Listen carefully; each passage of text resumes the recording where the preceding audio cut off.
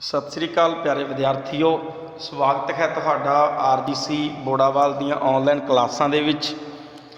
तां BCA भाग तीजा दी जो विशा है पंजाबी, ओहदी मैं सिलेबस की गल तुहाडे नाल पिछली क्लास दे विच सांझी कर चुकिया कि की तुसीं पढ़ना है, की तुहाडे सिलेबस का हिस्सा है। उन्हां दे विच सब तो पहला साडे कोल सी लोक धारा नाल संबंधित निबंध सीगे जो गिनती दे विच 14 सी। उन्हां सारे निबंधां नूं मैं एक निबंध तुहाडे नाल साझा करके साझा करांगा इन्हां क्लासां दे विच। तां अज दा जो निबंध है वो है पंजाब दा पिंड मोड़ी कड्ढण तो मुरब्बेबंदी तक। भाव इहदा है भी नींह रखण तो लैके पिंड जिहड़ा है मोड़ी कड्ढना, भाव नींह रखना। पंजाब दे पिंडां दी मोड़ी कड्ढना अर्थात नींह रखण तो हुण तक दी बनतर ब्योंतबंदी जां इस विच आईयां तब्दीलियां नूं दर्शाउणा, इह जिहड़ा इस नावल दा इस निबंध दा मुख कारज है। तो यह निबंध लेखक है इन्हां दे बलविंदर गरेवाल जी। तो मैं नावल जिहड़ा है निबंध नूं अगे तोरदा होया तुहाडे नाल गल करां। सब तो पहला पंजाब दे पिंडां दी स्थापना। प्यारे विद्यार्थियों, ये पॉइंटां दे विच लेखक ने साडे नाल साझा कीता है, तो तुसीं भी पॉइंटां दे विच ही इस नूं साझा करना है तां जो तुसीं जिहड़ा है स्टैप बाय स्टैप वधिया तरीके नाल लिख सको। पंजाब दे पिंडां दी स्थापना किवें होई? ਜਾਂ ਤਾਂ ਕਿਸੇ ਇੱਕ ਜਗ੍ਹਾ ਰਹਿਣ ਵਾਲੇ ਆਬਾਦੀ ਉੱਥੇ ਵੱਧ ਗਈ, ਆਪਸੀ ਜਿਹੜਾ ਹੈ ਉੱਥੇ ਆਬਾਦੀ ਹੈ ਜਿਹੜੀ ਉਹ ਸੰਘਣੀ ਹੁੰਦੀ ਜਾਣਾ, ਤਾਂ ਇੱਕ ਅਜਿਹਾ ਵਰਤਾਰਾ ਜੋ ਸਦੀਆਂ ਤੋਂ ਵਸਦੇ ਪਾਣੀਆਂ ਦੇ ਕੰਢਿਆਂ 'ਤੇ ਵਾਪਰਦਾ ਰਿਹਾ। ਤਾਂ ਆਬਾਦੀ ਜਦੋਂ ਵਧੀ ਤਾਂ ਆਪਸੀ ਭਾਈਏ ਵੰਡ ਮਤਲਬ ਰਜਾਮੰਦੀ ਦੇ ਨਾਲ ਪਾ ਲੈਣਾ ਵੀ ਤੁਸੀਂ ਇੱਥੇ ਰਹਿ ਲਓ, ਅਸੀਂ ਇੱਥੇ ਰਹਿ ਲਾਂਗੇ, ਤੁਸੀਂ ਜਿਹੜਾ ਹੈ ਉੱਥੇ ਰਹਿ ਲਓ। ਆਪਸੀ ਜਿਹੜੀ ਹੈ ਆਪਸ ਦੇ ਵਿੱਚ ਸਹਿਮਤੀ ਹੋ ਕੇ ਵੰਡ ਦਾ ਪੈਣਾ, ਅਲੱਗ ਪਿੰਡਾਂ ਦਾ ਵਿਕਸਿਤ ਹੋਣਾ, ਇੱਕ ਤੋਂ ਦੋ ਤਿੰਨ ਪਿੰਡਾਂ ਦਾ ਬਣਨਾ, ਉਹਨੂੰ ਅਸੀਂ ਭਾਈਏ ਵੰਡ ਕਹਿ ਸਕਦੇ ਹਾਂ। ਪਿਆਰੇ ਵਿਦਿਆਰਥੀਓ, ਸ਼ਾਰਟ ਨੋਟ ਆ ਸਕਦਾ ਕਿ ਭਾਈਏ ਵੰਡ ਕੀ ਹੁੰਦੀ ਹੈ। ਤੁਸੀਂ ਲਿਖਣਾ ਕਿ ਇੱਕੋ ਹੀ ਜਗ੍ਹਾ ਜਦ ਸਾਡੇ ਪੁਰਾਣੇ ਜਿਹੜੇ ਵਿਅਕਤੀ ਸੀ ਉਹ ਰਹਿੰਦੇ ਸੀ ਤਾਂ ਉੱਥੇ ਜਿਹੜੀ ਆਬਾਦੀ ਦਾ ਉੱਥੇ ਜ਼ਿਆਦਾ ਵਧਣਾ, ਤਾਂ ਉਹਦੇ ਨਾਲ ਜਿਹੜੇ ਹੈ ਕੁਛ ਕੁ ਘਰ ਜਿਹੜੇ ਸਹਿਮਤੀ ਦੇ ਨਾਲ ਇੱਕ ਵੱਖਰੇ ਤੌਰ 'ਤੇ ਰਹਿਣ ਲੱਗ ਜਾਂਦੇ, ਆਪਸੀ ਉਹਨਾਂ ਦੀ ਸਹਿਮਤੀ ਹੁੰਦੀ, ਆਪਸੀ ਉਹਨਾਂ ਦਾ ਮਿਲਵਰਤਨ ਹੁੰਦਾ, ਤਾਂ ਉਹਨੂੰ ਅਸੀਂ ਭਾਈਏ ਵੰਡ ਕਹਾਂਗੇ। ਤਾਂ ਪੰਜਾਬ ਦੇ ਵਿੱਚ ਬਹੁਤੇ ਵਾਰੀ ਖੁਰਦ, ਕਲਾਂ, ਉੱਚਾ ਨੀਵਾਂ, ਵੱਡਾ ਛੋਟਾ, ਇਹ ਪਿੰਡ ਜਿਹੜੇ ਆਉਂਦੇ ਜਿਵੇਂ ਖੀਵਾ ਖੁਰਦ, ਖੀਵਾ ਕਲਾਂ, ਇਹ ਇਸ ਤਰ੍ਹਾਂ ਹਨ। ਇਹ ਕਾਫੀ ਅਲੀਸ਼ੇਰ ਕਲਾਂ, ਅਲੀਸ਼ੇਰ ਖੁਰਦ, ਇਹ ਮਾਲਵਾ ਬੈਲਟ ਦੇ ਜਿਹੜੇ ਮਾਨਸਾ ਜ਼ਿਲ੍ਹੇ ਦੇ ਪਿੰਡ ਨੇ, ਮੈਂ ਉਹਨਾਂ ਦੀ ਗੱਲ ਕਰ ਰਿਹਾ। ਤਾਂ ਉਹ ਜਿਹੜੇ ਵੱਡੇ ਛੋਟੇ ਵੀ ਪਿੰਡ ਜਿਹੜੇ ਆਪਸੀ ਸਹਿਮਤੀ ਦੇ ਨਾਲ ਬਣੇ ਹੋਏ ਨੇ। ਇਸ ਤੋਂ ਇਲਾਵਾ ਜਿੱਥੇ ਉਹਨਾਂ ਦੇ ਵੱਡੇ ਲੋਕ ਰਹਿੰਦੇ ਆ, ਹੋ ਸਕਦਾ ਉਹਨਾਂ ਨੂੰ ਕਲਾਂ ਸ਼ਬਦ ਵਰਤ ਲਿਆ ਜਾਂਦਾ ਹੈ, ਅਦਰਵਾਈਜ਼ ਜਿੱਥੇ ਉਹਨਾਂ ਦੇ ਜਿਹੜੇ ਅੱਗੇ ਗਏ ਆ ਉਹ ਖੁਰਦ ਸ਼ਬਦ ਦੇ ਨਾਲ ਵਰਤੇ ਜਾਂਦੇ ਆ। ਇਹ ਤਾਂ ਭਾਈਏ ਵੰਡ ਸੀ। ਇਸ ਤੋਂ ਇਲਾਵਾ ਆਪਸੀ ਲੜਕੇ ਤਾਨਿਓ ਮਿਹਣੀ ਹੋ ਕੇ ਜਾਂ ਫਿਰ ਡਾਂਗ ਦੇ ਜ਼ੋਰ ਦੇ ਉੱਤੇ ਵੀ ਕਈ ਪਿੰਡ ਹੈ ਜਿਹੜੇ ਉਹ ਵਸਾਏ ਜਾਂਦੇ ਸੀ। ਇਹ ਵੀ ਇੱਕ ਪਿੰਡਾਂ ਦਾ ਹੀ ਰੂਪ ਸੀ। ਆਪਸੀ ਭਾਈਚਾਰੇ ਦੇ ਵਿੱਚ ਆਪਸੀ ਉਹਨਾਂ ਦੀ ਕੋਈ ਕੁੜੱਤਣ ਵਧੀ, ਲੜਾਈ ਹੋਈ, ਤਾਂ ਡਾਂਗ ਦੇ ਜ਼ੋਰ ਦੇ ਉੱਤੇ ਵੀ ਕਈ ਪਿੰਡ ਜਿਹੜੇ ਵਸਾਏ ਜਾਂਦੇ ਆ। ਤਾਂ ਪਿੰਡਾਂ ਦੀ ਸਥਾਪਨਾ ਦੇ ਵਿੱਚ ਤੁਸੀਂ ਇਹ ਚੀਜ਼ਾਂ ਜਿਹੜੀਆਂ ਉਹ ਲਿਖ ਸਕਦੇ ਹੋ। ਅੱਗੇ ਸਾਡੇ ਕੋਲ ਹੈ ਛੋਟੀਆਂ ਛੋਟੀਆਂ ਰਿਆਸਤਾਂ ਦਾ ਰੂਪ।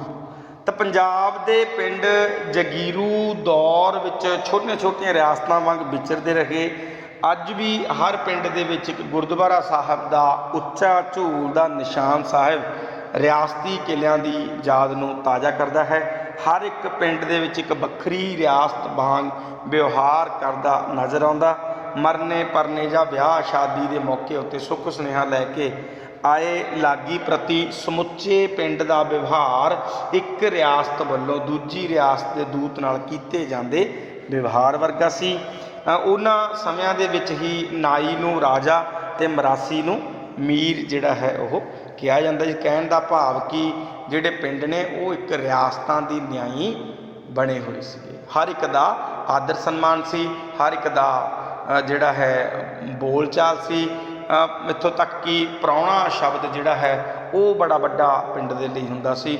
ਪਿੰਡ ਦੀ ਕੁੜੀ ਜਿਹੜੀ ਹੁੰਦੀ ਸੀ ਉਹ ਪੂਰੇ ਸਾਂਝੇ ਪਿੰਡ ਦੀ ਹੀ ਕੁੜੀ ਹੁੰਦੀ ਸੀ। ਉਹਦੇ ਵਿਆਹ ਦੇ ਉੱਤੇ ਸਾਰਾ ਪਿੰਡ ਹੀ ਉਹਦੇ ਵਿਆਹ ਦੇ ਵਿੱਚ ਸ਼ਮੂਲੀਅਤ ਕਰਦਾ ਸੀ। ਔਰ ਉਸ ਕੁੜੀ ਦੇ ਜੋ ਹਸਬੈਂਡ ਹੈ, ਉਹਦਾ ਪਤੀ ਹੈ, ਉਹ ਪੂਰੇ ਪਿੰਡ ਦਾ ਪ੍ਰਾਹੁਣਾ ਹੁੰਦਾ ਸੀ। ਉਹਦੀ ਵੀ ਜਿਹੜੀ ਆਓ ਭਗਤ ਹੈ ਜਿਹੜੀ ਬੜੇ ਵਧੀਆ ਤਰੀਕੇ ਨਾਲ ਸਾਰਾ ਪਿੰਡ ਹੀ ਕਰਦਾ ਸੀ। ਤਾਂ ਕਰਕੇ ਅਸੀਂ ਛੋਟੀਆਂ ਛੋਟੀਆਂ ਰਿਆਸਤਾਂ ਦਾ ਰੂਪ ਵੀ ਪਿੰਡਾਂ ਨੂੰ ਕਹਿ ਸਕਦੇ ਹਾਂ। ਫਿਰ ਹੈ ਪਿੰਡਾਂ ਦੀ ਵਿਉਂਤਬੰਦੀ ਦਾ ਭੂਗੋਲਿਕ, ਕਿੱਤਾਵਰ ਤੇ ਸੱਭਿਆਚਾਰਕ ਖਾਸਾ। ਇਹ ਉਹਦੀ ਗੱਲ ਕਰਾਂਗਾ। ਉਹਦੇ ਵਿੱਚ ਪਿੰਡ ਦੇ ਵਿੱਚ ਕੀ ਜਿਹੜਾ ਹੈ ਹੁੰਦਾ ਹੈ। ਸਭ ਤੋਂ ਪਹਿਲਾਂ ਮੋੜੀ ਕੱਢਣਾ। ਪਿੰਡ ਦੀ ਜਿਹੜੀ ਹੈ ਮੋੜੀ ਕੱਢਣ ਲੱਗਿਆਂ ਇਸ ਗੱਲ ਦਾ ਖਾਸ ਧਿਆਨ ਰੱਖਿਆ ਜਾਂਦਾ ਸੀ ਕਿ ਬਰਸਾਤ ਦੇ ਦਿਨਾਂ ਵਿੱਚ ਕਿਹੜੇ ਖੇਤਾਂ ਵਿੱਚੋਂ ਪਾਣੀ ਵਗ ਤੁਰੇਗਾ ਅਤੇ ਕਿਹੜੇ ਪਿੰਡ ਡੁੱਬਣ ਦਾ ਪਹਿਲਾਂ ਖਤਰਾ ਬਣੇਗਾ। ਜਿਹੜੇ ਦਰਿਆਵਾਂ ਦੇ ਢਾਇਆਂ 'ਤੇ ਵਸੇ ਪਿੰਡਾਂ ਵਿੱਚ ਘਰ ਬਣਾਉਣ ਦੇ ਲਈ ਪਹਿਲਾਂ ਸੜਕੜਾ ਅਤੇ ਦੱਬ ਦੀ ਵਰਤੋਂ ਹੁੰਦੀ ਸੀ। ਅਤੇ ਮੋੜੀ ਜਿਹੜੀ ਹੈ ਉਹ ਜ਼ਿਆਦਾਤਰ ਜੰਗਲੀ ਜਾਨਵਰਾਂ ਦੇ ਬਚਾਓ ਤੋਂ, ਉਹਨਾਂ ਦੀ ਜਿਹੜੀ ਰੱਖਿਆ ਤੋਂ ਉਹ ਉੱਥੇ ਮੋੜੀ ਜਿਹੜੀ ਹੈ ਉਹ ਗੱਡ ਦਿੱਤੀ ਜਾਂਦੀ ਸੀ। ਟੋਭਾ ਪਿੰਡ ਦੀ ਪੂਰੀ ਰਮਣੀਕ ਥਾਂ ਹੁੰਦੀ ਸੀ ਜਿੱਥੇ ਪੀਣ ਲਈ ਪਾਣੀ ਇੱਕ ਪਾਸੇ ਸਾਂਭ ਲਿਆ ਜਾਂਦਾ ਸੀ ਅਤੇ ਪਾਣੀ ਦੀਆਂ ਸਾਰੀਆਂ ਲੋੜਾਂ ਇਸ ਦੇ ਪਾਣੀ ਨਾਲ ਪੂਰੀਆਂ ਹੁੰਦੀਆਂ ਸੀ। ਇੱਥੋਂ ਤੱਕ ਬ੍ਰਾਹਮਣ ਵੀ ਸੂਰਜ ਨੂੰ ਇੱਥੋਂ ਹੀ ਪਾਣੀ ਦਿੰਦਾ ਸੀ। ਖੇਤਾਂ ਵਿੱਚੋਂ ਫਸਲਾਂ ਵੱਢ ਕੇ ਮੁਹਾਰੇ ਲਾ ਲਏ ਜਾਂਦੇ ਸੀ, ਗਾਹ ਪਾ ਲਏ ਜਾਂਦੇ ਸੀ। ਸਾਂਝੇ ਪਿੰਡਾਂ ਵਿੱਚ ਪਿੜ ਇੱਕ ਜਾਨ ਹੋਇਆ ਦਿਖਾਈ ਦਿੰਦਾ ਸੀ। ਟੋਭਾ ਜਿਹੜਾ ਹੈ ਬਹੁਤ ਜ਼ਿਆਦਾ ਵਰਤੋਂ ਦੇ ਵਿੱਚ ਆਉਂਦਾ ਸੀ। ਪਿੰਡ ਦਾ ਮਿਲਵਰਤਨ ਸੀ ਟੋਭਾ। ਖੂਹ, ਫਿਰ ਉਸ ਤੋਂ ਬਾਅਦ ਖੂਹ ਆਏ। ਖੂਹ ਨੇ ਪਾਣੀ ਤਾਂ ਦੇ ਦਿੱਤਾ ਪਰੰਤੂ ਪਿੰਡ ਦੀਆਂ ਸਾਂਝਾਂ ਨੂੰ ਨਾਲ ਬਹਾ ਕੇ ਲੈ ਗਿਆ। ਮੁਹਾਰੇ ਤੇ ਪੈੜੀਆਂ ਸਾਂਝੇ ਖੂਹ 'ਤੇ ਚਲੇ ਗਏ। ਸਾਂਝ ਪਿੰਡ ਤੋਂ ਘਰਾਂ ਤੱਕ ਜਿਹੜੀ ਹੈ ਸੁੰਗੜ ਗਈ। ਟਿਊਬਵੈੱਲ ਲੱਗ ਗਏ ਅਤੇ ਖੂਹਾਂ ਨੇ ਫਿਰ ਵੀ ਬਹੁਤੇ ਸਿਰਾਂ ਨੂੰ ਜੋੜੀ ਰੱਖਿਆ ਪਰੰਤੂ ਖੂਹ ਦੇ ਪਾਣੀ ਦੀਆਂ ਵਾਰੀਆਂ ਨੇ ਲੜਾਈਆਂ ਵੀ ਕਰਵਾਈਆਂ। ਇਸ ਤੋਂ ਟੋਭੇ ਅਤੇ ਖੂਹ ਤੱਕ ਦੇ ਸਫ਼ਰ ਦੌਰਾਨ ਪਿੰਡ ਦੇ ਆਪਸੀ ਅਤੇ ਜ਼ਮੀਨ ਨਾਲ ਰਿਸ਼ਤੇ ਵਿੱਚ ਜਿਹੜੀਆਂ ਹੈ ਵੱਡੀਆਂ ਤਬਦੀਲੀਆਂ ਹੋ ਗਈਆਂ। ਆਜ਼ਾਦੀ ਤੋਂ ਮਗਰੋਂ ਮੁਰੱਬੇਬੰਦੀ ਤੱਕ ਪਿੰਡ ਦੀ ਬਾਹਰਲੀ ਫਿਰਨੀ ਅਤੇ ਅੰਦਰ ਬਾਹਰ ਲੱਗਾ ਖੂਹ ਪਿੰਡ ਲਈ ਪਾਣੀ ਦਾ ਸੋਮਾ ਬਣਿਆ ਰਿਹਾ, ਜਿਸ ਨੂੰ ਕਿ ਗੋਰਾ ਖੂਹ ਕਿਹਾ ਜਾਂਦਾ ਸੀ। ਪਿੰਡੋਂ ਬਾਹਰ ਨਿਕਲਦੇ ਰਸਤੇ ਦੇ ਅੰਦਰ ਬਾਹਰ ਲੱਗੇ ਇਸ ਖੂਹ ਦਾ ਵਰਤਿਆ ਜਾਂ ਅਣਵਰਤਿਆ ਪਾਣੀ ਪਿੰਡ ਦੀ ਨਿਆਈ ਸਿੱਜਣ ਦੇ ਕੰਮ ਆਉਂਦਾ ਸੀ। ਪਿੰਡ ਦੀ ਨਿਆਈ ਜਾਣੀ ਪਿੰਡ ਦੀ ਸਾਂਝੀ ਥਾਂ ਜਿਹੜੀ ਉੱਥੇ ਹੁੰਦੀ ਆ ਜਾਂ ਉਹ ਖੁੱਲ੍ਹੀ ਥਾਂ ਨੂੰ ਅਸੀਂ ਨਿਆਈ ਕਹਿ ਦਿੰਦੇ ਹਾਂ।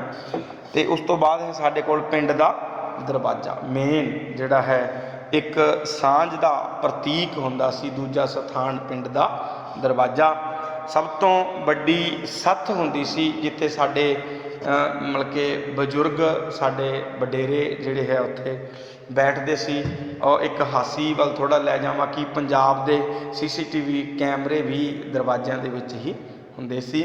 ਇਸ ਨੂੰ ਨਗਰ ਖੇੜਾ ਵੀ ਕਿਹਾ ਜਾਂਦਾ ਹੈ। ਇਹ ਅਜਿਹੀ ਅਦਾਲਤ ਸੀ ਜਿੱਥੇ ਪਿੰਡ ਦੇ ਵੱਡੇ ਝਗੜੇ ਜਿਹੜੇ ਹੈ ਨਿਬੇੜੇ ਜਾਂਦੇ ਸੀ। ਇੱਥੇ ਇੱਕ ਤਰ੍ਹਾਂ ਨਾਲ ਝਗੜੇ ਨਿਬੇੜੇ ਜਾਂਦੇ ਸੀ ਕਿ ਇੱਥੇ ਝੂਠੀ ਸਹੁੰ ਨਹੀਂ ਸੀ ਕੋਈ ਖਾਂਦਾ। ਇੱਥੇ ਇਹ ਪਿੰਡ ਦਾ ਇੱਕ ਧਾਰਮਿਕ ਸਥਾਨ ਹੀ ਮੰਨ ਲੈਂਦੇ ਸੀ। ਇਹਦੇ ਬੜੀ ਸ਼ਰਧਾ ਹੁੰਦੀ ਸੀ ਲੋਕਾਂ ਦੀ।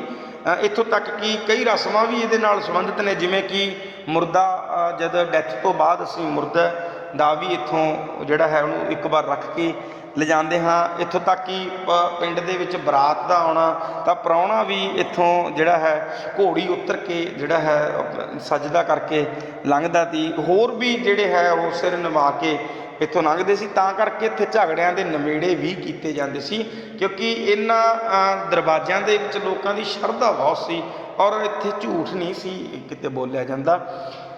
ਦਰਵਾਜ਼ੇ ਦਾ ਮੂੰਹ ਹੈ ਜਿਹੜਾ ਉਹ ਚੜ੍ਹਦੇ ਵੱਲ ਨੂੰ ਰੱਖਿਆ ਜਾਂਦਾ ਸੀ ਤਾਂ ਬਾਹਰ ਨਿਕਲਦਿਆਂ ਹੀ 3 ਦਰਖਤ ਜਿਹੜੇ ਹੈ ਉਹਨਾਂ ਦੀ ਤਰਵੈਣੀ ਲਾਈ ਜਾਂਦੀ ਸੀ। ਉਹ ਨੋਟ ਕਰ ਲਿਓ, ਨਿੰਮ, ਬੋਹੜ ਅਤੇ ਪਿੱਪਲ। ਇਹਨਾਂ ਦੀ ਤਰਵੈਣੀ ਜਿਹੜੀ ਹੈ ਉਹ ਲਗਾਈ ਜਾਂਦੀ ਸੀ। ਇੱਕ ਪਾਸੇ ਹਨੂਮਾਨ ਜੀਆਂ ਦੀ ਮੂਰਤੀ ਸਥਾਪਿਤ ਹੁੰਦੀ ਤੇ ਥੋੜ੍ਹੀ ਦੂਰ ਜਾ ਕੇ ਇੱਕ ਮੰਦਿਰ ਹੁੰਦਾ ਸੀ। ਇਹ ਪਿੰਡ ਦੇ ਦਰਵਾਜ਼ੇ ਦਾ ਤੁਸੀਂ ਸਾਰਾ ਜਿਹੜਾ ਹੈ ਲਿਖਣਾ ਹੈ। ਪਿੰਡ ਦੇ ਅੰਦਰਲੀ ਵਿਉਂਤਬੰਦੀ, ਪਿੰਡ ਅੰਦਰੋਂ ਕਿਹੋ ਜਿਹਾ ਸੀ। ਦੇਖੋ ਸਭ ਤੋਂ ਪਹਿਲਾਂ ਦਰਵਾਜ਼ਾ ਆਵੇਗਾ, ਦਰਵਾਜ਼ੇ ਦੇ ਐਂਟਰ ਹੋਣ ਸਾਰ ਹੀ ਜਿਹੜਾ ਹੈ ਅੱਗੇ ਪਿੰਡ ਦੀ ਵਿਉਂਤਬੰਦੀ ਕਿਹੋ ਜਿਹੀ ਹੁੰਦੀ ਸੀ। ਸਭ ਤੋਂ ਪਹਿਲਾਂ ਦਰਵਾਜ਼ੇ ਤੋਂ ਬਾਅਦ ਇੱਕ ਦਰਵਾਜ਼ੇ ਦੇ ਅੰਦਰ ਜਿਹੜੀ ਹੈ ਬੈਠਣ ਨੂੰ ਖੁੱਲ੍ਹੀ ਜਗ੍ਹਾ ਹੁੰਦੀ ਸੀ, ਜਿਹਨੂੰ ਅਸੀਂ ਸੱਥ ਕਹਿੰਦੇ ਹਾਂ। ਇਹਦੇ ਵਿੱਚ ਆਮ ਤੌਰ 'ਤੇ ਉਦੋਂ ਬਾਅਦ 3 ਗਲੀਆਂ ਜਿਹੜੀਆਂ ਨਿਕਲਦੀਆਂ ਸੀ ਅੱਡੋ ਅੱਡ ਦਿਸ਼ਾਵਾਂ ਦੇ ਵਿੱਚ। ਤਾਂ ਜੇਕਰ ਦਰਵਾਜ਼ਾ ਜਾਂ ਜਿਹੜਾ ਪਿੰਡ ਹੈ ਉਹ ਕਿਸੇ ਜੈਲਦਾਰ ਦਾ ਵਸਾਇਆ ਹੁੰਦਾ ਤਾਂ ਮੁੱਖ ਦਰਵਾਜ਼ੇ ਦੇ ਆਰੰਭ ਦੇ ਵਿੱਚ ਜ਼ਿਮੀਂਦਾਰਾਂ ਦੇ ਘਰ ਹੁੰਦੇ ਸੀ। ਜੇਕਰ ਪਿੰਡ ਜਿਹੜਾ ਹੈ ਜ਼ਿਮੀਂਦਾਰਾਂ ਦੇ ਜਿਹੜੇ ਘਰ ਵਸਾਏ ਹੁੰਦੇ ਸੀ ਤਾਂ ਜਿਹੜਾ ਉਹ ਦਰਵਾਜ਼ਾ ਹੈ ਤਾਂ ਉਹਦੀ ਜਿਹੜੀ ਲੰਬਾਈ ਸੀ ਗਲੀ ਦੀ ਜਾਂ ਉਹਦੀ ਉਚਾਈ ਤਾਂ ਹੁੰਦੀ ਹੀ ਉੱਚੀ ਸੀ। ਜਿਹੜੀ ਲੰਬਾਈ ਸੀ ਗਲੀ ਦੀ ਉਹ ਗੱਡਾ ਕ ਲੰਘਣ ਜੋਗੀ ਜਿਹੜੀ ਹੈ, ਪੁਰਾਣੇ ਸਮੇਂ ਦੇ ਵਿੱਚ ਬਲਦ ਗੱਡੀਆਂ ਆਉਂਦੀਆਂ ਸੀ ਤਾਂ ਉਹਨਾਂ ਨੂੰ ਜਿਹੜਾ ਹੈ ਲੰਘਣ ਜੋਗੀ ਹੁੰਦੀ ਸੀ। ਜੱਟਾਂ ਦੇ ਘਰ ਮੇਨ ਹੁੰਦੇ ਸੀ। ਗਲੀ ਦੇ ਮੋੜ 'ਤੇ ਹੀ ਕੱਟ ਜਿਹੜਾ ਹੈ ਇੱਕ ਕੀਤਾ ਜਾਂਦਾ ਸੀ, ਮੋੜ ਪਾਇਆ ਜਾਂਦਾ ਸੀ ਤਾਂ ਉੱਥੋਂ ਗਲੀ ਤੰਗ ਹੋ ਜਾਂਦੀ ਸੀ। ਮਸਾਂ 2 ਬੰਦਿਆਂ ਦੇ ਮੇਚ ਦੀ ਜਿਹੜੀ ਜਗ੍ਹਾ ਹੈ ਲੰਘਣ ਜੋਗੀ ਰਹਿ ਜਾਂਦੀ ਸੀ। ਇਸ ਤੋਂ ਇਲਾਵਾ ਜਿਹੜੀਆਂ ਜ਼ਿਮੀਂਦਾਰਾਂ ਦੇ ਘਰਾਂ ਤੋਂ ਬਾਅਦ ਅੰਦਰਲੀ ਵਿਉਂਤਬੰਦੀ ਦੀ ਗੱਲ ਮੈਂ ਤੁਹਾਡੇ ਨਾਲ ਸਾਂਝੀ ਕਰ ਰਿਹਾ। ਪਿੰਡ ਦੀਆਂ ਕਾਰਜਕਾਰੀ ਜਾਤਾਂ ਦੇ ਘਰ ਜਿਹੜੇ ਹੈ ਉੱਥੇ ਆਰੰਭ ਹੋ ਜਾਂਦੇ ਸੀ। ਮਹਿਰਿਆਂ ਦੇ ਘਰ ਆਉਂਦੇ ਸੀ, ਕਿਉਂਕਿ ਮਹਿਰੇ ਜਿਹੜੇ ਹੈ ਉਹ ਟੋਬਿਆਂ ਜਾਂ ਖੂਹਾਂ, ਪੁਰਾਣੀ ਜਿਹੜੀ ਮੈਂ ਤੁਹਾਡੇ ਨਾਲ ਗੱਲ ਕੀਤੀ, ਟੋਬੇ ਅਤੇ ਖੂਹਾਂ ਤੋਂ ਘਰਾਂ ਤੱਕ ਪਾਣੀ ਢੋਣ ਦਾ ਜ਼ਰੂਰੀ ਕੰਮ ਕਰਦੇ ਸੀ। ਮਹਿਰਿਆਂ ਦੇ ਘਰ ਜਿਹੜੇ ਹੈ ਪਹਿਲਾਂ ਆਉਂਦੇ ਸੀ। ਇਸ ਤੋਂ ਇਲਾਵਾ ਜ਼ਿਮੀਂਦਾਰਾਂ ਦਾ ਜਿਹੜਾ ਹੈ ਲੈਣ ਦੇਣ ਉਹ ਜ਼ਿਆਦਾ ਤਰਖਾਣ ਜਾਣੀ ਲੱਕੜ ਦੇ ਸੰਦਾਂ ਨਾਲ, ਲੋਹੇ ਦੇ ਸੰਦਾਂ ਨਾਲ, ਲੁਹਾਰਾਂ ਦਾ ਇਹਨਾਂ ਦਾ ਵੱਧ ਲੈਣ ਦੇਣ ਹੁੰਦਾ ਸੀ। ਤਾਂ ਕਰਕੇ ਜ਼ਿਮੀਂਦਾਰਾਂ ਦੇ ਘਰਾਂ ਦੇ ਨਾਲ ਤਰਖਾਣਾ ਅਤੇ ਲੁਹਾਰ ਜਿਹੜੇ ਹੈ ਉਹਨਾਂ ਦੇ ਘਰ ਵੀ ਕਾਫੀ ਹੁੰਦੇ ਸੀ। ਪਰੰਤੂ ਜਿਹੜਾ ਲੁਹਾਰਾਂ ਦਾ ਕਾਰਖਾਨਾ ਹੈ ਉਹ ਪਿੰਡ ਤੋਂ ਦੂਰੀ 'ਤੇ ਹੁੰਦਾ ਸੀ। ਪਿੰਡ ਦੇ ਵਿੱਚ ਜਿਹੜਾ ਸ਼ਮਸ਼ਾਨ ਘਾਟ ਹੁੰਦਾ ਸੀ ਉਹ ਦੱਖਣ ਵਾਲੇ ਪਾਸੇ ਹੁੰਦਾ ਸੀ। ਪਿੰਡ ਦੀਆਂ ਨਾਲੀਆਂ ਦਾ ਨਿਕਾਸ ਵੀ ਦੱਖਣ ਵੱਲ ਨੂੰ ਕੀਤਾ ਹੁੰਦਾ ਸੀ। ਪਿਆਰੇ ਵਿਦਿਆਰਥੀਓ, ਇਹ ਉਸ ਸਮੇਂ ਦੀ ਗੱਲ ਹੈ ਜਦੋਂ ਪੁਰਾਣਾ ਸਮਾਂ ਹੁੰਦਾ ਸੀ, ਵੰਡ ਤੋਂ ਪਹਿਲਾਂ ਦੇ ਪਿੰਡ ਦੀ ਗੱਲ ਹੈ। ਉਹਦੀ ਪੂਰੀ ਵਿਉਂਤ ਬਣਾ ਲਈ ਜਾਂਦੀ ਸੀ ਵੀ ਉਰੇ ਆਹੋ, ਇੱਥੇ ਆਹੋ, ਇੱਧਰ ਨੂੰ ਪਾਣੀ ਜਾਣਾ, ਇੱਧਰ ਨੂੰ ਆਹ ਹੋਣਾ, ਇੱਧਰ ਆਹ ਹੋਣਾ। ਪਰੰਤੂ ਅੱਜ ਦੇ ਜੋ ਹੈ ਡਿਜੀਟਲ ਪਿੰਡ ਜਿਹੜੇ ਬਣ ਚੁੱਕੇ ਆ, ਜਾਂ ਕਹਿ ਲਓ ਵੀ ਇੰਟਰਨੈੱਟ ਦੇ ਉੱਤੋਂ ਕਾਫੀ ਚੀਜ਼ਾਂ ਜਿਹੜੀਆਂ ਅੱਜ ਦੇ ਪੰਚ ਸਰਪੰਚ ਵੀ ਮਾਡਰਨ ਨੇ, ਅੱਜ ਦੀਆਂ ਸਰਕਾਰਾਂ ਵੀ ਮਾਡਰਨ ਨੇ, ਪੜ੍ਹੇ ਲਿਖੇ ਜਿਹੜੇ ਹੈ ਉਹ ਅਧਿਕਾਰੀ ਨੇ, ਤਾਂ ਪੜ੍ਹੇ ਲਿਖੇ ਸੂਝਵਾਨ ਬੱਚੇ ਨੇ ਤਾਂ ਉਹ ਆਪਣੇ ਹਿਸਾਬ ਨਾਲ ਘਰ ਕੋਠੀਆਂ ਜਿਹੜਾ ਹੈ ਉਹ ਆਪਣੇ ਘਰ ਨਾਲ ਸਿਰਜਦੇ ਆ। ਪਰੰਤੂ ਜੋ ਮੈਂ ਤੁਹਾਡੇ ਨਾਲ ਗੱਲ ਕੀਤੀ ਇਹ ਪੁਰਾਣੇ ਪਿੰਡਾਂ ਦੀ ਗੱਲ ਸੀ। ਮਾਲਵੇ ਦੇ ਵਿੱਚ ਜਿਹੜਾ ਹੈ ਗਲੀਆਂ ਚੌੜੀਆਂ ਅਤੇ ਦਰਵਾਜ਼ੇ ਉੱਚੇ ਰੱਖੇ ਹੁੰਦੇ ਸੀ, ਕਿਉਂਕਿ ਊਠ ਜਾਂ ਖੇਤੀ ਦਾ ਹੁੰਦਾ ਸੀ, ਊਠ ਜਿਹੜੇ ਹੈ ਉੱਥੇ ਰੱਖੇ ਜਾਂਦੇ ਸੀ। ਮਾਝੇ ਦੇ ਘਰਾਂ ਦੇ ਦਰਵਾਜ਼ੇ ਜਿਹੜੇ ਨੀਵੇਂ ਹੁੰਦੇ ਸੀ ਬਟ ਮਜ਼ਬੂਤ ਹੁੰਦੇ ਸੀ। ਜੈਲਦਾਰਾਂ ਜਾਂ ਰਿਆਸਤਾਂ ਦੇ ਅਹਿਲਕਾਰਾਂ ਵੱਲੋਂ ਵਸਾਏ ਪਿੰਡਾਂ ਦੀਆਂ ਗਲੀਆਂ ਵਧੇਰੇ ਚੌੜੀਆਂ ਹੁੰਦੀਆਂ ਸੀ। ਘਰਾਂ ਦੇ ਮੁੱਖ ਦਰਵਾਜ਼ੇ ਸਮੇਤ ਹਾਥੀ ਲੰਘਣ ਜਿੰਨੇ ਉਹ ਵੀ ਉੱਚੇ ਜਿਹੜੇ ਆ ਉਹ ਹੁੰਦੇ ਸੀ। ਮਾਲਵੇ ਦੇ ਵੱਡੇ ਹਿੱਸੇ ਵਿੱਚ ਬ੍ਰਾਹਮਣ ਅਤੇ ਜ਼ਿਮੀਂਦਾਰਾਂ ਅਤੇ ਕਿਸਾਨ ਅਤੇ ਉਹਨਾਂ ਦੇ ਸੁਭਾਅ ਅਤੇ ਵਰਤਾਰੇ ਕਾਰਨ ਉਹਨਾਂ ਨੂੰ ਜੱਟ ਬ੍ਰਾਹਮਣ ਵੀ ਕਹਿ ਦਿੱਤਾ ਜਾਂਦਾ ਸੀ। ਪਰ ਜਿੱਥੇ ਬ੍ਰਾਹਮਣਾਂ ਕੋਲ ਜ਼ਮੀਨ ਨਹੀਂ ਸੀ ਉੱਥੇ ਸਮਾਜਿਕ ਵਰਤਾਰੇ ਵਿੱਚ ਉਹਨਾਂ ਨੂੰ ਲਾਗੀਆਂ ਵਾਂਗ ਲਾਗ ਵੀ ਜਿਹੜਾ ਹੈ ਦਿੱਤਾ ਜਾਂਦਾ ਸੀ। ਫਿਰ ਸਾਡੇ ਕੋਲ ਇੱਕ ਕਿਲ੍ਹਾਨੁਮਾ ਪਿੰਡ ਆਉਂਦੇ ਆ। ਇਹ ਪਿੰਡ ਦੀ ਸਾਰੀ ਬਣਤਰ ਇੱਕ ਕਿਲ੍ਹੇ ਵਾਂਗ ਹੁੰਦੀ ਸੀ, ਕਿਤੇ ਕਿਤੇ ਮੌਜੂਦ ਸੀ। ਇਹ ਪਿੰਡ ਦੀ ਸ਼ਾਰਟ ਨੋਟ ਵੀ ਆ ਸਕਦਾ, ਕਿਲ੍ਹਾਨੁਮਾ ਪਿੰਡ ਕਿਹੜੇ ਹੁੰਦੇ ਆ, ਤਾਂ ਤੁਸੀਂ ਲਿਖਣਾ ਕਿ ਇਹ ਪਿੰਡ ਦੀ ਜਿਹੜੀ ਸਾਰੀ ਬਣਤਰ ਹੈ ਉਹ ਇੱਕ ਕਿਲ੍ਹੇ ਦੀ ਨਿਆਈ ਹੁੰਦੀ ਸੀ। ਘਰਾਂ ਦੇ ਦਰਵਾਜ਼ੇ ਅੰਦਰ ਬਾਹਰ ਖੁੱਲ੍ਹਦੇ ਸਨ। ਸਾਰਾ ਪਿੰਡ ਕੋਠੀਆਂ ਰਾਹੀਂ ਕੋਠੇ ਆਪਸ ਦੇ ਵਿੱਚ ਜੁੜੇ ਹੁੰਦੇ ਸੀ। ਗਲੀਆਂ ਕੋਠੇ ਤੋਂ ਕੋਠੇ ਤੱਕ ਛਾਲ ਮਾਰ ਕੇ ਟੱਪੀਆਂ ਜਾ ਸਕਦੀਆਂ ਸੀ। ਗਰਮੀਆਂ ਵਿੱਚ ਕੋਠਿਆਂ 'ਤੇ ਪਿਆ ਇੱਕ ਪਰਿਵਾਰ ਹੀ ਜਾਪਦਾ ਸੀ। ਜਦ ਸਾਰੇ ਜਿਹੜੇ ਹੈ ਕੋਠਿਆਂ ਦੇ ਉੱਪਰ ਗਰਮੀਆਂ ਦੇ ਵਿੱਚ ਪੈਂਦੇ ਸੀ ਤਾਂ ਇੱਕ ਪਰਿਵਾਰ ਦੀ ਨਿਆਈ ਹੀ ਉਹ ਜਾਪਦੇ ਸੀ। ਤਾਂ ਇੱਕ ਕੋਠੇ ਤੋਂ ਪਾਈ ਜਾ ਰਹੀ ਬਾਤ ਕਈ ਕੋਠਿਆਂ ਤੱਕ ਬੜੀ ਆਸਾਨੀ ਦੇ ਨਾਲ ਜਿਹੜਾ ਹੈ ਸੁੱਤੀ ਰਾਤ ਦੇ ਵਿੱਚ, ਟਿਕੀ ਰਾਤ ਦੇ ਵਿੱਚ ਉਹ ਬਾਤ ਜਿਹੜੀ ਉਹ ਸੁਣਦੀ ਸੀ। ਪਿੰਡ ਦਾ ਇੱਕ ਮੁੱਖ ਦਰਵਾਜ਼ਾ ਹੁੰਦਾ ਸੀ ਜਿਹੜਾ ਕਿ ਬੰਦ ਕੀਤਾ ਜਾਂਦਾ ਸੀ। ਵੱਡੇ ਪਿੰਡ ਸਾਡੇ ਕੋਲ ਹੁੰਦੇ ਸੀ, ਪੰਜਾਬ ਦੇ ਵੱਡੇ ਪਿੰਡ ਜਿਨ੍ਹਾਂ ਦੇ ਵਿੱਚ ਕਈ ਪੱਤੀਆਂ ਤੇ ਪਾਸੇ ਹੁੰਦੇ ਸੀ। ਮੰਨ ਲਓ ਜਿਵੇਂ ਆਪਾਂ ਅੱਜ ਕੱਲ੍ਹ ਪੱਤੀਆਂ ਕਹਿ ਦਿੰਦੇ ਹਾਂ ਕਿ ਇਹ ਘੁੱਲੂ ਪੱਤੀ ਹੈ, ਇਹ ਖਾਨਾ ਪੱਤੀ ਹੈ, ਇਹ ਆਹ ਪੱਤੀ ਹੈ, ਇਹ ਅੱਡ ਹੁੰਦੀ ਸੀ। ਤਾਂ ਹਰ ਜਿਹੜਾ ਹੈ ਪੱਤੀ ਦੀ ਆਪਣੀ ਆਪਣੀ ਬਣਤਰ ਹੁੰਦੀ ਸੀ, ਹਰ ਪੱਤੀ ਦਾ ਆਪਣਾ ਆਪਣਾ ਨਮੂਨਾ ਹੁੰਦਾ ਸੀ। ਇਸ ਤੋਂ ਇਲਾਵਾ ਬਹੁਤ ਸਾਰੇ ਮੋੜ ਖਾ ਕੇ ਬਹੁਤ ਲੰਬੀਆਂ 2 ਗਲੀਆਂ ਸਾਰੇ ਪਿੰਡ ਨੂੰ ਆਪਸ ਦੇ ਵਿੱਚ ਜੋੜਦੀਆਂ ਸੀ, ਜਿਹਦੇ ਰਾਹੀਂ ਸਾਰੇ ਪਿੰਡ ਦੇ ਸਾਧਨ ਜਿਹੜੇ ਹੈ ਉਹ ਵੱਡੇ ਸਾਧਨ ਜਿਹੜੇ ਹੈ ਉਹ ਸਾਰਾ ਪਿੰਡ ਹੀ ਉਹਨਾਂ ਨੂੰ ਵਰਤਦਾ ਸੀ। ਆਜ਼ਾਦੀ ਤੋਂ ਮਗਰੋਂ ਸਾਡੇ ਪਿੰਡ ਦੀ ਬਣਤਰ ਕਿਹੋ ਜਿਹੀ ਹੋਈ ਉਹ ਮੈਂ ਤੁਹਾਡੇ ਨਾਲ ਗੱਲ ਕਰਾਂ ਕਿ ਦੇਸ਼ ਦੀ ਆਜ਼ਾਦੀ ਤੱਕ ਪਿੰਡਾਂ ਦੀ ਬਣਤਰ ਲਗਭਗ ਇੱਕੋ ਜਿਹੀ ਰਹੀ। ਪਰੰਤੂ ਜਦ ਇੱਥੋਂ ਆਪਸੀ ਜਦੋਂ ਹੋਇਆ ਕਿ ਮੁਸਲਿਮ ਜਿਹੜੇ ਹਨ ਉਹ ਪਾਕਿਸਤਾਨ 'ਚ ਜਾਣਗੇ, ਉਧਰਲੇ ਸਿੱਖ ਜਿਹੜੇ ਹਨ ਤਾਂ ਉਹ ਇੱਧਰ ਆਉਣਗੇ, ਇੱਕ ਡਿਵਾਈਡੇਸ਼ਨ ਕੀਤੀ ਗਈ, ਇੱਕ ਵੰਡ ਕੀਤੀ ਗਈ, ਤਾਂ ਕਾਫੀ ਆਪਸੀ ਜਿਹੜੀ ਉਲਝਣ ਤਾਣੀ ਉਹਨਾਂ 'ਚ ਪਈ। ਤਾਂ ਟਾਵੇਂ ਘਰਾਂ ਨੇ ਪਿੰਡ ਦੀ ਬਲਗਣ ਬਸ ਇੰਨੀ ਕੁ ਉਲੰਘੀ ਕਿ ਇੱਕ ਦਰਵਾਜ਼ਾ ਗਲੀ ਦੇ ਉਲਟ ਫਿਰਨੀ ਵੱਲ ਕੱਢ ਲਿਆ। ਇਸ ਤੋਂ ਸਿੰਘ ਸਭਾ ਲਹਿਰ ਦੇ ਪ੍ਰਭਾਵ ਹੇਠ ਕਈ ਗੁਰਦੁਆਰਿਆਂ ਦੀ ਉਸਾਰੀ ਵੀ ਹੋਣ ਲੱਗੀ। ਨਵੇਂ ਪ੍ਰਬੰਧ ਆਜ਼ਾਦੀ ਦੇ ਲੜਾਈ ਦੇ ਜੋਸ਼ ਤੋਂ ਬੰਦੇ ਦੀ ਜੀਵਨ ਪ੍ਰਤੀ ਪਹੁੰਚ ਵੀ ਬੁਰੀ ਤਰ੍ਹਾਂ ਪ੍ਰਭਾਵਿਤ ਕੀਤਾ। ਬਾਹਰੀ ਹਮਲੇ ਦੇ ਖਤਰੇ ਦੀ ਬੇਫਿਕਰੀ ਨੇ ਪੰਜਾਬ ਦੇ ਪਿੰਡਾਂ ਦੇ ਪੱਕੇ ਹੋਣ ਦਾ ਆਧਾਰ ਵੀ ਤਿਆਰ ਕਰ ਲਿਆ। ਇਸ ਤੋਂ ਇਲਾਵਾ ਇੱਥੇ ਆਪਣੇ ਹਿਸਾਬ ਨਾਲ ਸਭ ਜਿਹੜੇ ਹੈ ਉਹ ਚੱਲੇ। ਹਰੇ ਇਨਕਲਾਬ ਦਾ ਆਰੰਭ ਹੋਇਆ। ਖੂਹਾਂ ਤੇ ਫਿਰ ਜਿਹੜੀਆਂ ਹੈ ਟਿਊਬਵੈਲਾਂ ਲੱਗਣ ਨਾਲ ਬਹੁਤੇ ਜੱਟਾਂ ਦੇ ਘਰ ਖਾਣ ਜੋਗੇ ਦਾਣੇ ਹੋਣ ਲੱਗ ਪਏ। ਖੇਤੀ ਨਾਲ ਜੁੜੇ ਹੋਰ ਧੰਦਿਆਂ ਦੀਆਂ ਸੰਭਾਵਨਾਵਾਂ ਵੀ ਵੱਧ ਗਈਆਂ। ਡੰਗਰਾਂ ਦੀ ਚੋਰੀ ਘਟ ਗਈ। ਇਹ ਪਿੰਡ ਇੱਕ ਸੁਰੱਖਿਅਤ ਘੇਰੇ 'ਚੋਂ ਬਾਹਰ ਨਿਕਲਣਾ ਸ਼ੁਰੂ ਹੋ ਗਿਆ। ਇਹ ਆਪਣੇ ਹਿਸਾਬ ਨਾਲ ਹੀ ਉਸ ਤੋਂ ਬਾਅਦ ਚੱਲਿਆ ਆਜ਼ਾਦੀ ਤੋਂ ਮਗਰੋਂ, ਕਿਉਂਕਿ ਹਰ ਇੱਕ ਨੂੰ ਆਪਣੀ ਜਾਨ ਬਚਾਉਣ ਦੇ ਲਈ ਹੁੰਦੀ ਰਹੀ ਤੇ ਉਹ ਕੋਈ ਕਿਸੇ ਦੀ ਵਿਉਂਤ ਨਾਲ ਨਹੀਂ ਸੀ ਚੱਲੇ। ਤਾਂ ਫਿਰ ਜਦ ਆਪੋ ਧਾਪੀ ਉਸ ਸਮੇਂ ਹੋਇਆ, ਕਤਲੇਆਮ ਹੋਏ, ਜਿਹੜਾ ਹੈ ਚੋਰੀ ਲੁਟੇਰਿਆਂ ਦਾ ਹੋਣਾ, ਬਹੁਤ ਜ਼ਿਆਦਾ ਘੋਰ ਅਨਰਥ ਜਦ ਹੋਇਆ ਤਾਂ ਉਹ ਆਪਣੇ ਹਿਸਾਬ ਨਾਲ ਪਿੰਡਾਂ ਨੂੰ, ਆਪਣੇ ਹਿਸਾਬ ਨਾਲ ਘਰਾਂ ਨੂੰ ਜਿਹੜਾ ਹੈ ਉਹ ਵਿਅਤਣ ਲੱਗੇ। ਅੱਜ ਦਾ ਪਿੰਡ ਸਾਡਾ ਕਿਹੋ ਜਿਹਾ? ਤਾਂ ਅੱਜ ਦੇ ਪਿੰਡ ਨੂੰ ਅਸੀਂ ਇੱਕ ਸੱਭਿਆਚਾਰਕ ਇਕਾਈ ਜਿਹੜਾ ਹੈ ਨਹੀਂ ਰਿਹਾ। ਅੱਜ ਦਾ ਪਿੰਡ ਗਲੋਬਲ ਪਿੰਡ ਦੇ ਰੂਪ ਦੇ ਵਿੱਚ ਵਿਕਸਿਤ ਹੋਏ ਸੰਸਾਰ ਨੇ ਪੰਜਾਬ ਦੇ ਪਿੰਡ ਨੂੰ ਵੀ ਆਪਣੇ ਵਿੱਚ ਹੀ ਸਮੋ ਲਿਆ। ਚੀਜ਼ਾਂ, ਰਿਸ਼ਤਿਆਂ ਤੇ ਭਾਈਚਾਰਕ ਸਾਂਝ ਦੇ ਮਾਪਦੰਡ ਹੀ ਬਦਲ ਗਏ, ਪਰ ਪੰਜਾਬ ਦੇ ਪਿੰਡਾਂ ਦੀ ਵਿਉਂਤਬੰਦੀ ਵਿੱਚ ਬਹੁਤਾ ਫਰਕ ਨਹੀਂ ਆਇਆ। ਪਛੜੀਆਂ ਜਾਤੀਆਂ ਦੇ ਘਰ ਭਾਵੇਂ ਪੱਕੇ ਹੋ ਗਏ, ਪਰ ਉਹ ਮੁੱਖ ਵਸੋਂ ਤੋਂ ਜਰਾ ਹਟ ਕੇ ਦੱਖਣ ਵਿੱਚ ਹੀ ਪਾਏ ਜਾਣ ਲੱਗੇ। ਪਹਿਲਾਂ ਇਹਨਾਂ ਘਰਾਂ ਨੂੰ ਵਿਹੜਾ ਤੇ ਹੁਣ ਕਲੋਨੀਆਂ ਕਿਹਾ ਜਾਂਦਾ ਹੈ। ਬਹੁਤੀਆਂ ਕਿਰਤੀ ਜਾਤਾਂ, ਤਰਖਾਣ, ਲੁਹਾਰ, ਦਰਜੀ ਤੇ ਬ੍ਰਾਹਮਣ ਪਿੰਡ ਛੱਡ ਕੇ ਸ਼ਹਿਰਾਂ ਦੇ ਵਿੱਚ ਜਿਹੜਾ ਹੈ ਜਾ ਵਸੇ। ਪਿੰਡਾਂ ਵਿੱਚ ਕਿਤੇ ਨੀਵੇਂ ਥਾਂ ਬਿਹਾਰੀ ਮਜ਼ਦੂਰ ਜਾਂ ਪਿੱਲੀਆਂ ਇੱਟਾਂ ਨਾਲ ਕੋਠਾ ਵੀ ਦਿਸਦਾ ਤੇ ਉਹਦੀ ਉਲਝੀ ਦਾੜੀ ਪੰਜਾਬੀ ਹੋਣ ਦਾ ਭਰਮ ਜਿਹੜਾ ਹੈ ਉਹ ਪਾਉਂਦੀ। ਤਾਂ ਜਿਹੜਾ ਪਹਿਲਾਂ ਵਿਤਕਰਾ ਹੁੰਦਾ ਪਿੰਡ ਦੇ ਵਿੱਚ ਜ਼ਿਆਦਾਤਰ, ਪਰੰਤੂ ਅੱਜ ਦੇ ਪਿੰਡਾਂ ਦੇ ਵਿੱਚ ਇਸ ਤਰ੍ਹਾਂ ਦਾ ਵਿਤਕਰਾ ਨਹੀਂ ਹੁੰਦਾ। ਉਹ ਪਛੜੀਆਂ ਹੋਈਆਂ ਜਾਤਾਂ ਵੀ ਆਪਣੇ ਬਲ ਬਲਬੂਤਿਆਂ ਤੇ ਉੱਤੇ ਜਿਹੜਾ ਹੈ ਕਾਇਮ ਹੋਈਆਂ। ਚੰਗੇ ਨੌਕਰੀਆਂ ਤੇ ਲੱਗ ਕੇ ਆਪਣੇ ਸ਼ਹਿਰਾਂ ਦੇ ਵਿੱਚ ਆ ਕੇ ਉਹਨਾਂ ਨੇ ਜਿਹੜੀ ਹੈ ਉਹ ਵਸੋਂ ਕੀਤੀ।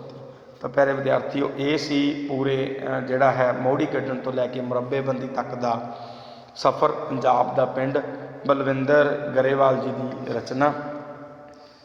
ਇਹਨੂੰ ਤੁਸੀਂ ਪੂਰੇ ਧਿਆਨ ਨਾਲ ਸੁਣਨਾ ਹੈ। ਇਹਦੇ ਵਿੱਚੋਂ ਛੋਟੇ ਪ੍ਰਸ਼ਨ ਵੀ ਤੁਹਾਨੂੰ ਜਿਹੜੇ ਹੈ ਪੁੱਛੇ ਜਾਣਗੇ। ਤਾਂ ਮੈਂ ਇਹਦੀ PDF ਵੀ ਤੁਹਾਡੇ ਨਾਲ ਜਿਹੜੀ ਇੱਥੇ ਕਲਾਸ ਦੇ ਨਾਲ ਹੀ ਸਾਂਝੀ ਕਰਾਂਗਾ। ਧੰਨਵਾਦ।